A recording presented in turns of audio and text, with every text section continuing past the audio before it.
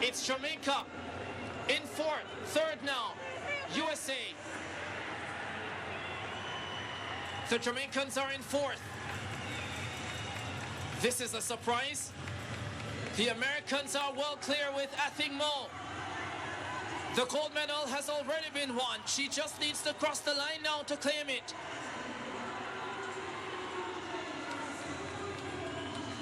Canada in third, Poland in second, with the experienced Swati Ursitic. The Americans are about 30 meters clear. Oh, this is a stunning effort from the USA. The battle on for silver and bronze. Poland in second. The Jamaicans in fourth with Candice McLeod battling with Sage Watson. The United States of America will strike gold. 3:16.85. Poland second. USA, Jamaica third. 48.34 anchor leg for Athing Mo. Absolutely stunning. Well, misfortune bit TNT's men's mile relay team in an undesirable place, robbing them of what should have probably been a medal in the event. But the Jamaican women, not in the same zip code as the Americans, but pushing through to take bronze in the 4x4 to end the Caribbean's interest on the track at these Tokyo Games, to end the Caribbean's interest in winning big medals at the Tokyo 2020 Games. Good morning, this is Tokyo Prime, the morning edition. My name is George Davis. The voice is sounding better, so it deserved a strong ending, and I'm almost back there. I'm with a good cast once again, a very, very strong cast, women and men I've been proud to work with over the past 3 or so weeks. Leighton Levy is in the Penthouse studio. Anil Roberts is over there in Port of Spain, Trinidad and Tobago, having recovered from a serious bout of extra doubles and pepper overnight, I hear. Aileen Bailey is here with me, and Maurice Wignall is here for the ride once again. Just before we get into the program, Maurice, I've always found it curious how people pronounce the name Maurice.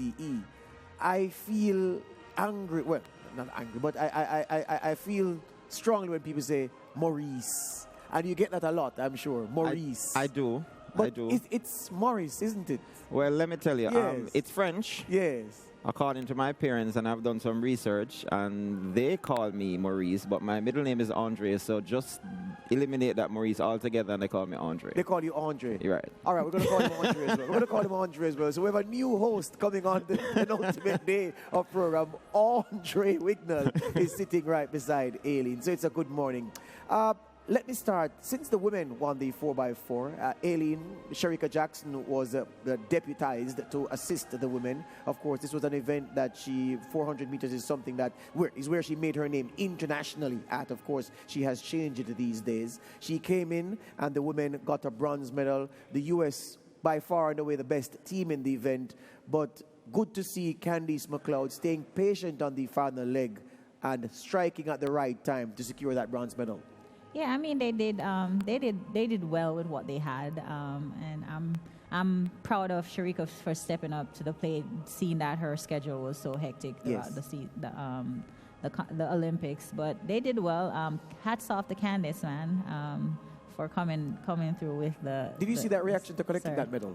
Oh no, it was I love the joy her and Megan had. Because, you know, like, you could see that they worked hard for that, and they finally achieved something that they didn't think. They really weren't thinking that those two ladies would have left the Olympics with a medal based on the stats of anything. And for them to do that, I mean, when I got my Olympic medal, I was like super happy. Yes. But it's the fact that your hard work has paid off, and you know, I'm truly proud. I'm proud of them. And Russell stepped up, you know, after the 400 hurdles and helped the team as well. So, and the young girl, she did well. So I'm just proud of them. I'm looking forward to see what we have in store for the future. Yeah. Maurice, when you look at these four, so Renisha McGregor, Candice McLeod, Geneve Russell got beaten out of the medal places in a super fast race. She ran the fastest she's ever run, but still couldn't get among the medals.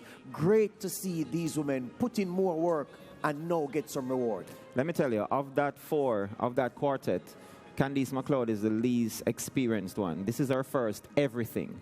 she was very patient. She was running very experienced and very mature. Now, to see that type of maturity and that type of experience in somebody who I think Anil would say there is some pedigree there, right? Ronisha McGregor, she has done very good work for Jamaica in mixed relays.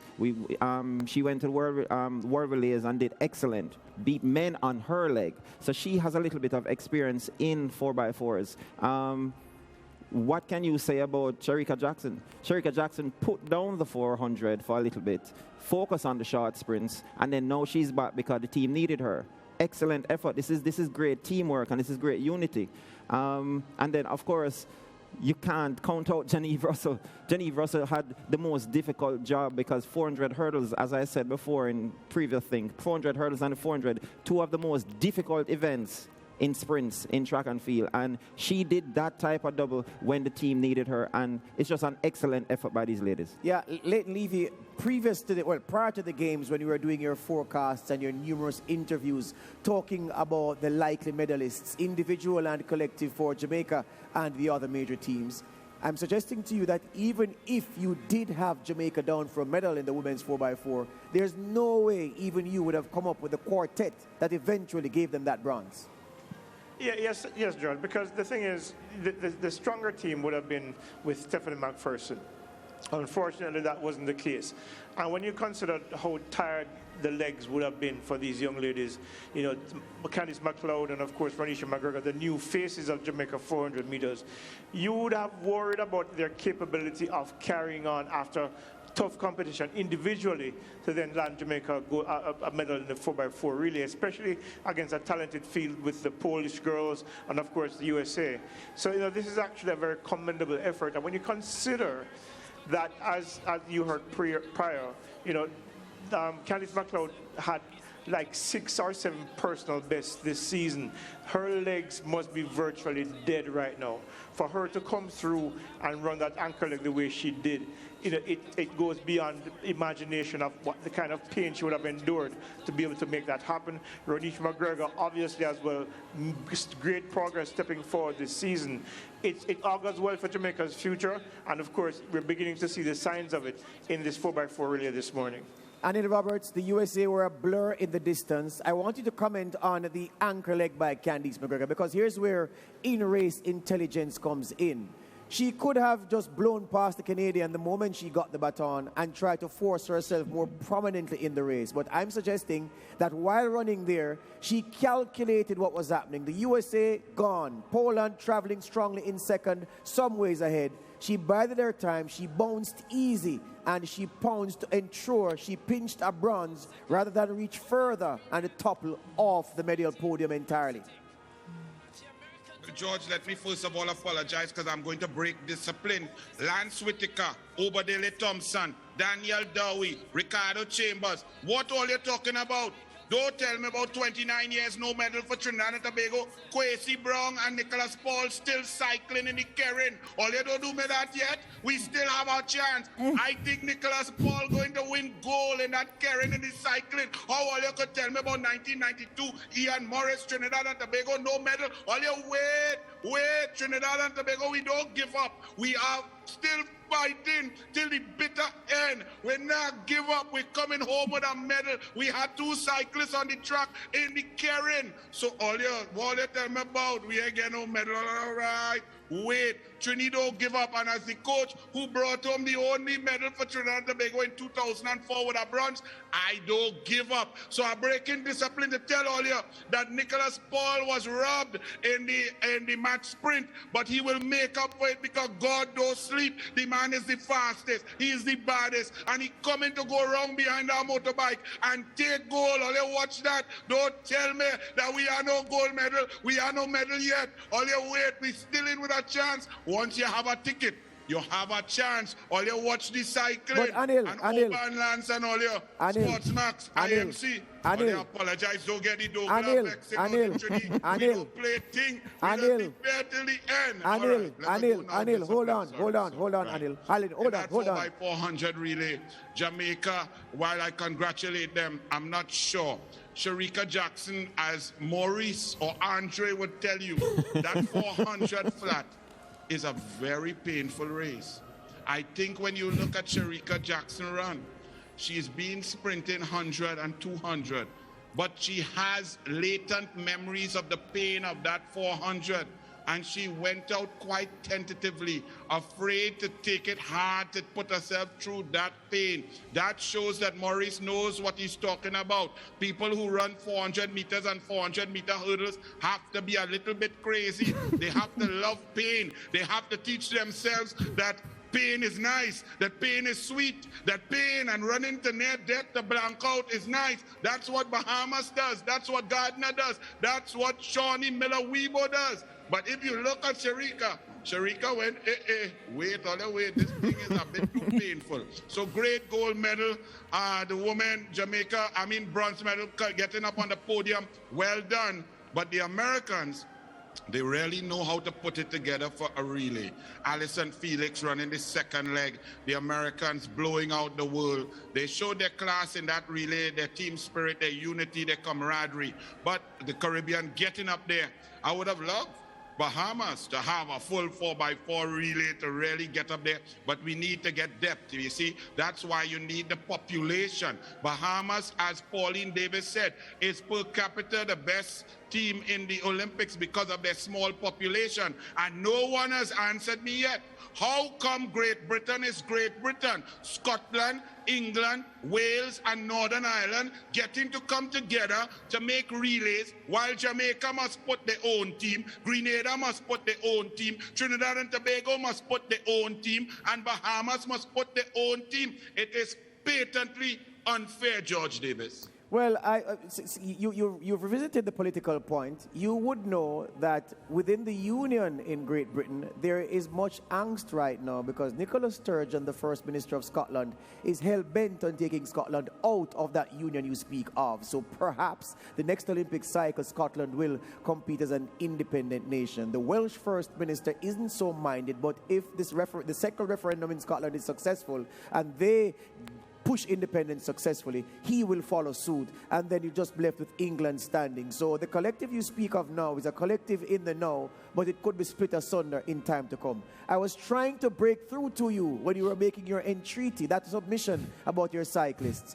that you were late because I was only going around the shop once, and then I would have said that Lance had said what he said, but that Mark Bassant had messaged me about a half an hour ago to say, George, tell my good friend Lance that Brown and Paul are still active in the Kieran event, and there's every chance that they could bring some silverware back home to Port of Spain to share with everybody in Trinidad and Tobago. So well, I'm glad that Mark Bassant is following sport. Tell him go and do some investigative reporting.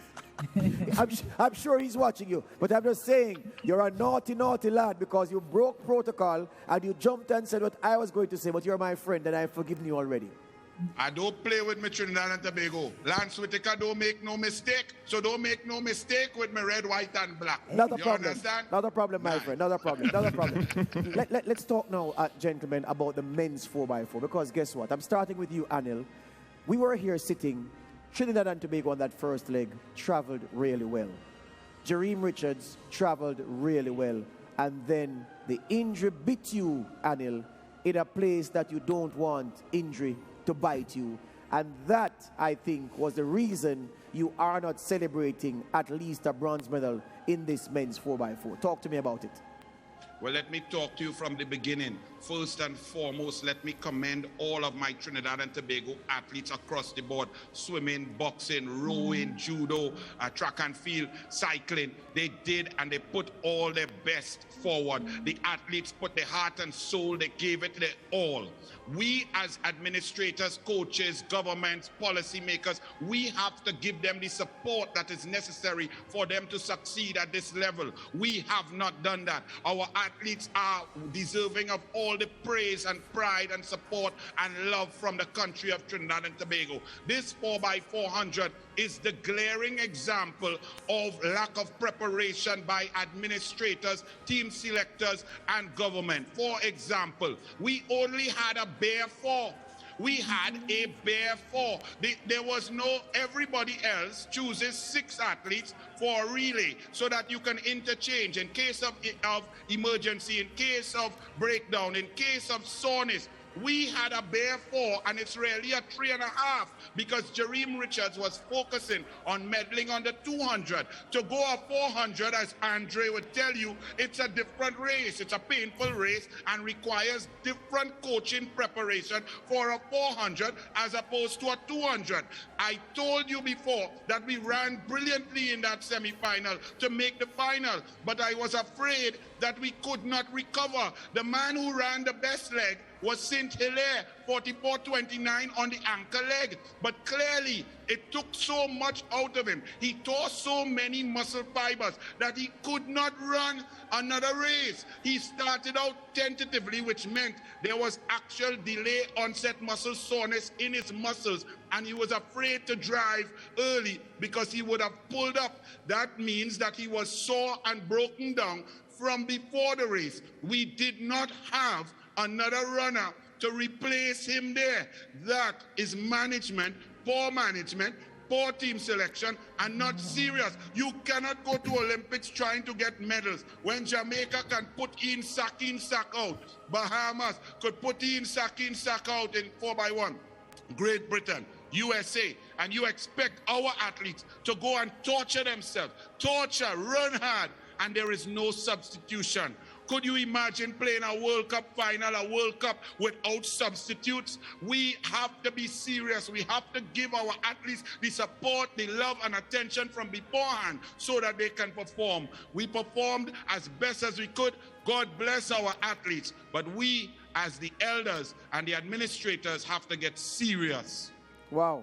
That's an awesome submission, Andy. I agree with every bit of it, even the prepositions. I'll say this to you, Andre Wignall, that the Jamaicans were a tad disappointing. And again, you know, the Olympics are a feel-good event, and people take umbrage when you criticize anything. But the fact is, I thought that even though, all right, he got the medal in a place where it appeared hopeless to win a medal, I thought I never wanted to see Nathan Allen finish my race stronger. I thought he looked ahead of him and he just backed off, almost as if he gave up and he just jogged through. I would have wanted to have seen him run through, whether it's a 4th place or 5th place, I don't care. I want to see you finish the race strong. But the collective today wasn't so good today.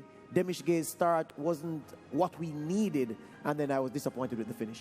Well, coming into these competitions, the men's team was said to be, well, not our strongest.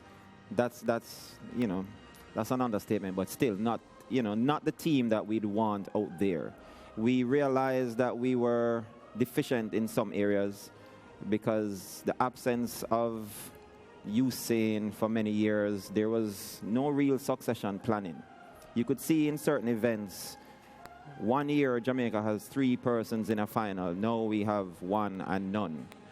That is evidence that there was no succession planning. The men's team 4x4, they were maybe touted to be a bronze at best or make the finals. We knew going in that the team wasn't as strong. Now, I do agree with you, George, that when you're running on a relay, you're running for more than yourself. You're running first and foremost for country. You're running secondly for the team, for the persons that are on that specific team with you, which would require you to give every ounce of effort that you have, right? You're hearing from Candice McLeod saying she's going to give her all for a team. She's on the anchor leg. You cannot be on the anchor leg and slow up. There's running for time. There's running for, you know, showing the persons who have gone before you that you appreciate what they have done, and you are now, in turn, giving them your all. So I do agree that Nathan Allen slowing up before the line, even if you're in a non-medal position, that is not something that we would encourage. However, that aside, I think collectively, they made the finals, and that's commendable, but still, you need to think about what's the reason why you're running, right? Because Jamaicans, we're a very proud people. And no matter what, we never say die. So just like the Trinidadians, we never say die. And we are going to put out every effort possible if we have it. So Nathan Allen, still young to the thing. I'm relatively speaking, I would encourage him that the next outing, you need to put out a little bit more and leave it on the track. Absolutely. So we're going to go take the break and come back and get Aileen and Leighton's perspective on Jamaica's performance in the men's 4x4. But just to say, in case some people get it wrong and people watch these things and get it wrong, it's not criticism of Demish Gay and Nathan Allen in the 4x4 carte blanche. It's just saying that we were disappointed today. They did make us proud by making the final, and I'm sure they'll make us proud in the future. But just today, we just have an issue with today, but it's not so serious as to be unhappy with them. We're proud of our boys, always will be, and proud of every athlete who wore the black, green, and gold, or any colors of any Caribbean nation at these Olympic Games. Proud of every one of them. We celebrated every triumph, every failure, or every athlete who didn't manage to hit the target that they were aiming for, because these are the days of mollycoddling. So if you say failure, somebody will take it the wrong way. So I'm phrasing it another way. Those who didn't hit the target that they were aiming for. Sounds better, doesn't it? We take a break. We come back with more Tokyo Prime, the morning edition.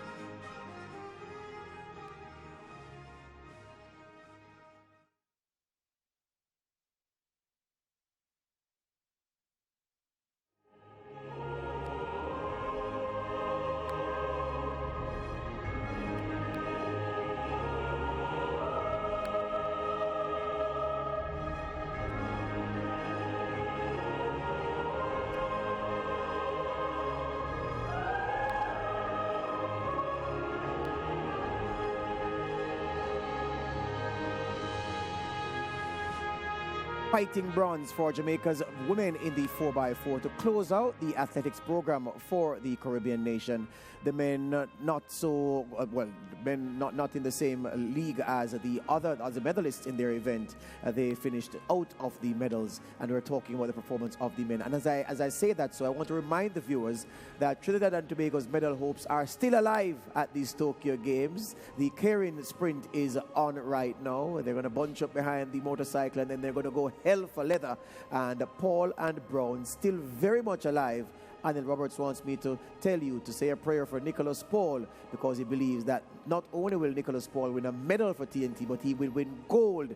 He is the fastest man in the world. Of that, there is no doubt. On two wheels, not even Mark Cavendish, the man from the Isle of Man, the great Brit, who has won more Tour de France sprint stages than any other cyclist in history, even the legendary Eddie Merckx. Yeah, Nicholas Paul faster than him over these short distances, and he has every chance of winning a medal. And I certainly am willing my TNT friends on to get something. Can't leave these games empty-handed. Leighton Levy, I come upstairs to you.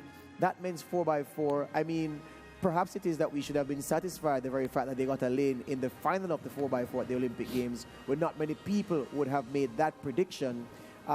Your assessment of how they ran the race? I think how they ran the race was a microcosm of what the season was for Jamaica's 4x400-meter men. While the women were making progress in the form of Candice McLeod and, of course, Renisha McGregor, our men were heading in the opposite direction, ravaged by injury and inconsistent seasons. When you look, for example, some of our best runners, Akeem Bloomfield wasn't there. Injury in Florida early in the season, I think it was in April, then the loss of his mother was too much for him this season.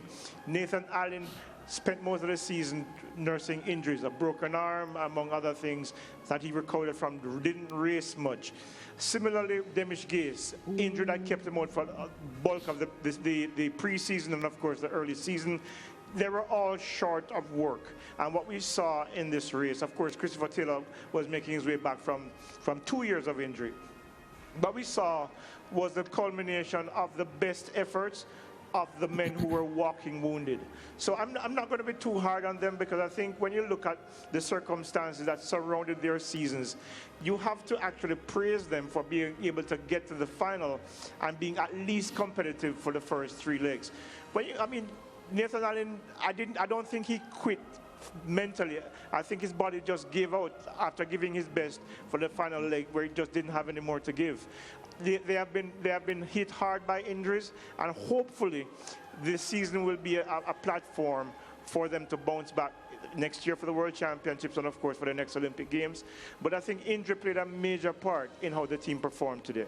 Yeah, Aileen, your perspective? I mean, like all the legs look good. They did their best. They just went out there and did their best with what they had. But I'm really disappointed in Allen, because he literally stopped. Like, you can tell when it's lactic acid for that somebody slowed down, but he literally gave up. I mean, if you're going to go out there, it doesn't matter what spot you're in, just give it your all. We probably would have run a faster season best. So just all the way to the line, he literally gave up. So next time, don't do that. We don't do that. We have to run all the way to the line. I wish he would have finished like just how Candice finished the semis. If Candice was like, okay, I'm in 4th and just gave up, we wouldn't have gotten that bronze medal. So every time you get on the track, I would be happy if he fell across the line. Yeah. But just don't quit like that. Yeah. But I'm proud of them. They made the finals. Yes. Yeah. And that's the point we're making. So we're not singling out Nathan Allen for criticism or Demish Gay. I mean, the men made a final. We didn't expect them to. It's just that, we have a right to say, boys, you could have done better. And I'm sure they believe that we could have run better, even if we finished outside of the medals. That's all we ask for, a capital effort, and then the rest will take care of itself. We have an interest in the men's football, if only for the fact that most Caribbean people believe that they are Brazilians, but we're going to come to that in short order. We'll come to that in short order. We're going to go instead to the women's 4x4, the interview after their bronze medal run. What can we say? Jamaica again, season's best, 3:21.24 in the 4x400 and a bronze medal. Coming in this, of course, you always plan to medal. Renisha, let's just start with you. What does it mean? Well, it means a lot to us, coming out here, being on the start leg. It was just for us to, it was just for me to give my team a good lead or even a good start, and they will take it from there. Yeah, man, and you did give it a good start. Janive Russell, your thoughts? I see you're wearing glitter. The glitter is just to say that we're golden girls, no matter which medal we got. Bronze, silver, gold, we're still golden. And I'm just really happy that I got the great start from Renisha. Try to keep it close so I can keep it to the rest of my teammates so we could carry it home. People are fed up seeing you all on the medal podium. Sherika Jackson, those legs must be heavy, but the neck even heavier, another medal, Olympic medal around that neck. Honestly, they are so tired, but it was a good feeling coming out here with these wonderful ladies tonight. We give our best, and our best, we got a season best, we got a bronze medal, we can't complain. Of course not. The last night of the Olympics, y'all showing up again, and this one, your future's so bright. Tell me about the shades. It is very bright. I had to wear my shades tonight. I mean, it was a collective effort by the team. It was just for me to play my part, and I did just that. So much strategy in the relay. Tough to start, but really tough to anchor. Tell me about your thought process just before you get the baton there. I just did what I can. I mean, it's my last race until further notice. So I wanted to give it my all. I never wanted to leave anything, and I did that. And Team Jamaica, y'all shot. Congratulations. Thank you.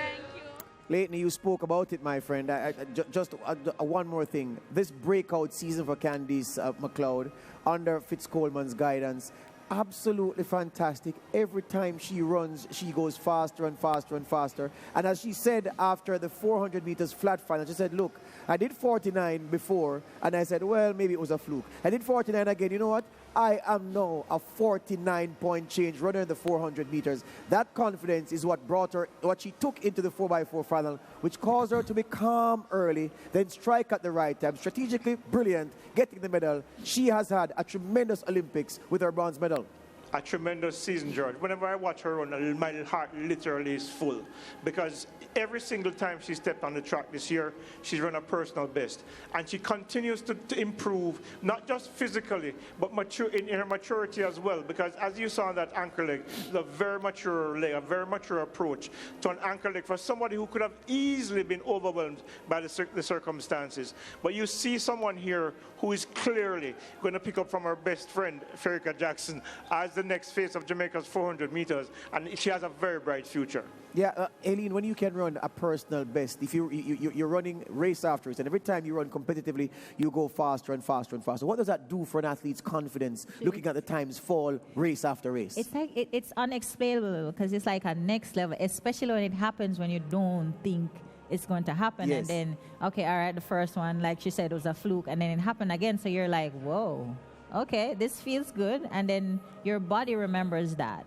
and all you have to do is just trust yourself and trust your coach and trust the process. And obviously she's trusting Coach Coleman with what it is that he's telling her and teaching her, and you can see her maturity and the fact that she has Hansel training with her, and you see how he is when he's on the track.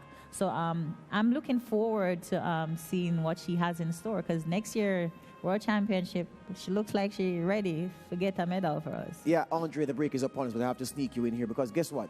I'm looking at Candice McLeod, and I'm saying to myself, you're PBing every time you run. You go to the Olympics and you PB again and again. Clearly, your coach is now saying, the workload is going to improve, because now you see the benefits of what I've been getting you to do at training. Now you see what is possible. It's all now become clear to her. I'm suggesting that her appetite for work will increase, and that workload will increase in the new season. I'm sure the wheels are turning right now in the head of Mr. Coleman, Coach Fitz Coleman, because he's seen something that I am sure he maybe saw little hints, but not to this level. I don't think any coach would have seen anything to this level. She's made such remarkable improvement in such a short space of time. And she also is starting to believe it. So that belief is going to propel her forward. And he is going to now say, okay, fine, you said it, George. The workload will increase, but we have to be very careful. You don't want to overwork somebody at this point, because if she's doing so well and she's progressing, because her legs are accustomed to what's going on, maybe the workload is not that much. That is why she's able to perform well on the track in competition. It's a balancing situation. act right now. So you don't want to get too excited, kill her with the work, and then she dies. You want to be very scientific about it. So the wheels are turning. I'm sure there are going to be a lot of adjustments, but she's definitely one to watch for the future, and I'm very proud of the work that Coleman has been doing with her and Hansel, and the credit now that he's getting. Yeah, very proud of that. Anthony Roberts is a coach who used to kill his athletes with work. Then his mother would feed them, get them better. He'd kill them with work again. We take a break here on Tokyo Pride, the morning edition. Back with more. A whisker away, 400s away from out-dipping a bronze into a silver. Brilliant from Ingebrigtsen. We've been so excited about him in Europe, John. And now you hear watching him in the flesh. You can see why.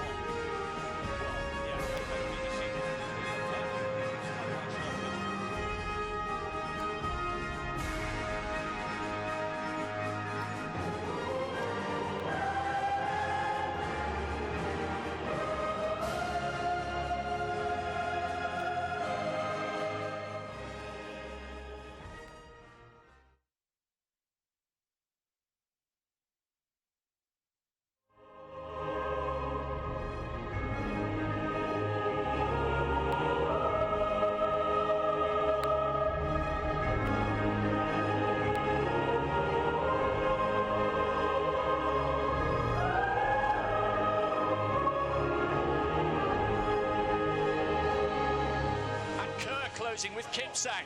4 into 3 does not go. Timothy Cheriot, the world champion, striking out for glory. But look how cool and composed and calm Jakob Ingebrigtsen is. What Karsten Warholm achieved for Norway in the 400 hurdles, Jakob Ingebrigtsen is going to do in the 1500. He has time to look behind him. 20 years of age, and he is on top of the world. Absolutely incredible from Jakob Ingebrigtsen. 3:20. This 20-year-old is phenomenal. He's destroyed a field of seasoned athletes in a 1,500 meters and looks as if he could go another 1,500 meters. Now, as a commentator said, Karsten Warholm left his stamp on these Olympic Games with his insane performance in that 400 meters hurdles final and his subsequent world record.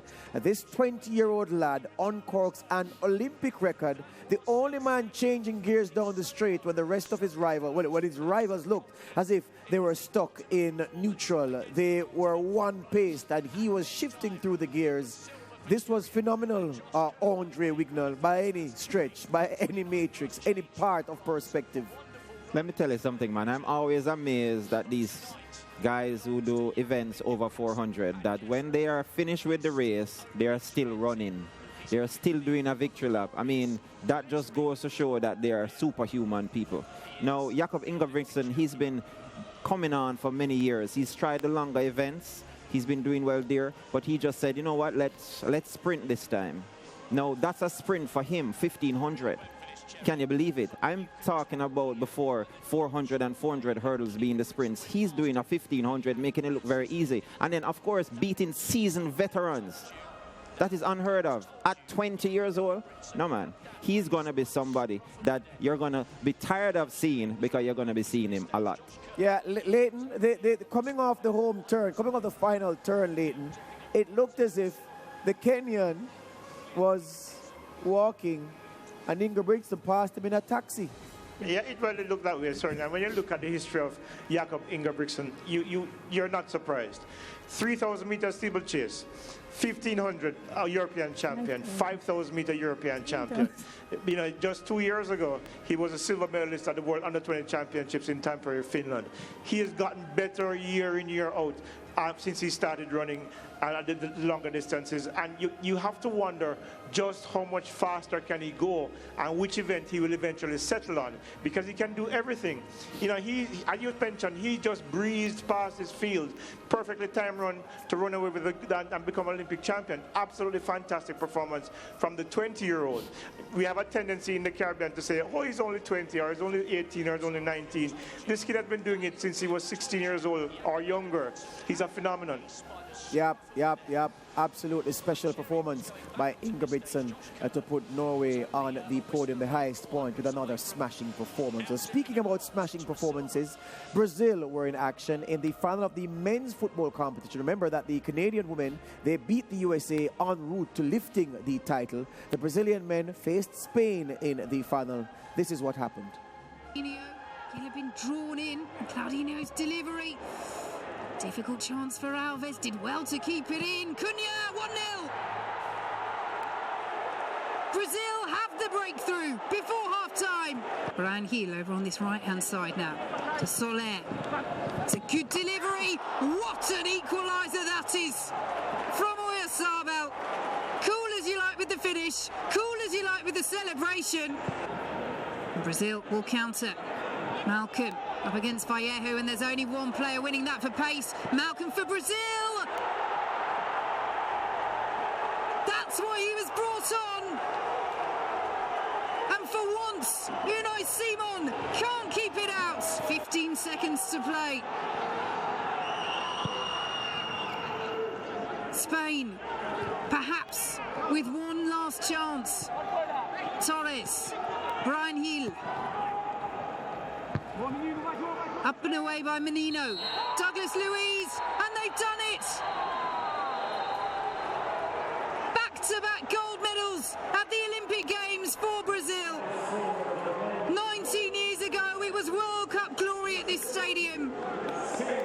And there are golden memories once more for Brazil. So much to say about this result in such a short time, so let me get right to it. Talk about Brazil. Before 2016 in Rio, this was the only major international football competition the Brazilians had never won. They broke that duck at Rio 2016 when they hosted the games, and now they have repeated as Olympic football champions. They've won everything. They've won the Olympics as well, so the set is complete. Talk about Dani Alves, the captain of Brazil. 39 years old. No footballer, dead or alive, has won more trophies than Dani Alves has in his storied career. He's now back home in Brazil playing for his boyhood club, Sao Paulo. And at 39 years old, he's captained Brazil to Olympic glory. Say something also about the goal scorer, the match winner in this event, Malcolm, a Brazilian who plays for Zenit St. Petersburg in the Russian top flight. He was a high-profile signing by Barcelona in Spain not so long ago, but he couldn't cut it in the Spanish league, and they felt that, yeah, they would make some, they'd cash in on him, on his value, and they sold him to Zenit for about £40 million. And the man who couldn't make it in Spain in the top flight comes and breaks Spanish hearts with a finish at the end to deny Spain this Olympic gold medal. So that's the story of the men's football competition at the Tokyo Games. Brazil, top of the podium. Spain, the silver medal. The Brazilians, exultant once again. Anil, before we go, give me an update on your boys in the cycling. I know that you have one ear here and another ear and both eyes on the cycling competition. How are Paul and Brown doing? Well, I don't have any. I have both my ears here, and y'all are going to get angry with me, George Davis, because the production crew at SportsMax IMC, there are many ladies there who always call me, and I'm finding a male bias in this coverage. We hear about the football, we see the men, all right. We talk about the women, but you talk about Inga Britson in the 1500. Hey, George, the most phenomenal performance is from a woman called Hassan. Winning the 5,000, winning the 10,000, and getting bronze in the 1,500 in the same Olympics. That's phenomenal. Not Inga Britson. That was great. That's good. That's solid. I find we not respecting the woman them, George. Hold on, my friend. Hold on. Remember, my friend, after this show ends, we still have about 2 hours of programming left. When we talk about our MVP for the games, I fully expect someone, perhaps even you, to nominate Hassan as an MVP candidate based on her body of work at these games. So, my friend, wait, hold on. I'm going to vote for you, George. You are brilliant. But Tokyo Prime is prime time. I want the woman to be respected in prime time, not 2 hours after, George. I voting for you. You're real good. No, but here, my friend. The vote will take place in Tokyo Prime, the evening edition. So that's all I'm saying. So Hassan will get her to you because you are correct. Hassan. You are correct. What she did is not normal, and we must remember in her 1,500 meters heat how she fell. Could have thrown in the towel, but she got up, ran past everybody to qualify for a final in which she won bronze. So yes, my friend, I take the rap on the knuckles for the team collectively, but Hassan's time in Tokyo Prime will come. There you go. Take that. Excellent. Thank you. Excellent. So, all right. So, as we end the show today, I want to tell you that Paul and Brown are still in the hunt for TNT, crossing everything. We need TNT to get on the medal podium. We need it for our Caribbean brothers and sisters. It's been a fantastic 3 weeks of action. Many people thought it shouldn't have happened. Not many people are saying so after about 5 days, and almost nobody is saying so now because the action has been such quality. But there'll be a time to review, to reflect, and to assess, and to sum up all that has happened at the Tokyo Games in the next edition of Tokyo Prime. So we won't do that now, just to say that we've enjoyed broadcasting these games to you. You have sent a lot of feedback.